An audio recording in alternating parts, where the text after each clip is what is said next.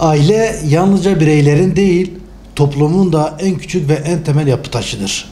Toplumsal düzenin, kültürel aktarımın ve bireysel kimliğin oluşmasında merkezi bir rol oynar. Bu nedenle aile kurumunun korunması ve güçlendirilmesi yalnızca bir bireysel sorumluluk değil, aynı zamanda kamusal bir görevdir. Günümüzün hızlı toplumsal değişim süreci, dijitalleşme, kültürel dönüşümler, aile yapısını doğrudan etkilemekte, bu da aileyi hem fiziksel hem de işlevsel olarak sarsabilmektedir. Aile sosyalleşmenin ilk başladığı yerdir. Birey toplumsal normları, değerleri ve kimlik algısını öncelikle aile içinde öğrenir. Aynı zamanda sevgi, güven, dayanışma ve aidiyet gibi temel duygular da aile ortamında gelişir. Bu yönüyle aile hem bireyin psikolojik sağlığı hem de toplumun bütünlüğü açısından vazgeçilmezdir.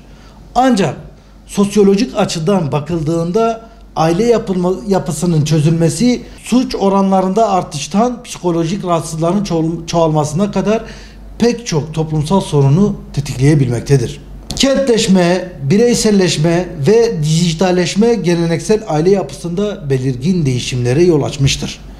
Evlilik yaşlarının ilerlemesi, doğurganlık oranlarının düşmesi, boşanma oranlarının artması ve tek ebeveynli ailelerin çoğalması bu değişimin sonuçları arasındadır. Ayrıca sosyal medya ve dijital yaşam aile içi iletişimi zayıflatmakta, yüz yüze ilişki dinamiklerinin yerini sanal etkileşimler almaktadır.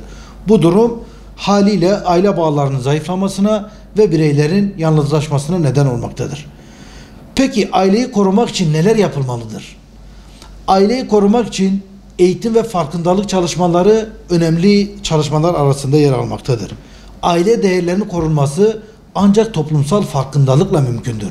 Bu noktada aile içi iletişim, empati, sorumluluk ve değerler eğitimi gibi konular önemli temel faktörlerdir.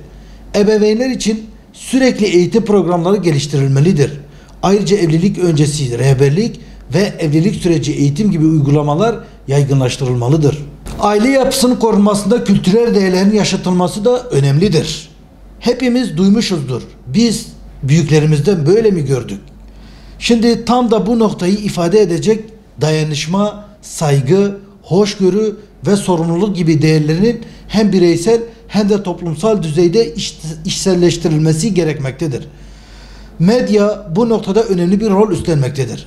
Televizyon programları, diziler ve dijital içerikler aile kurumunu zedeleyici değil, destekleyici olması teşvik edilmelidir.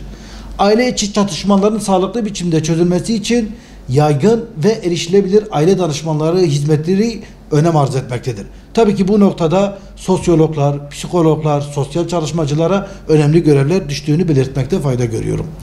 Aileyi korumak aslında toplumu korumaktır. Bu bağlamda toplumun ve bireyin ortak sorumluluk üstlenmesi gerekir. Yani ne bireysel ne toplumsal ortak bir dayanışmanın gerektiğini belirtmek istiyorum. Aileyi yalnızca bir özel alan olarak değil, kamusal bir değer olarak görmek gerekiyor. Onu sosyal politikaların ve toplumsal söylemlerin merkezinde yerleştirerek sağlıklı ve güçlü bir toplumun ön koşulu olduğunu belirtebiliriz.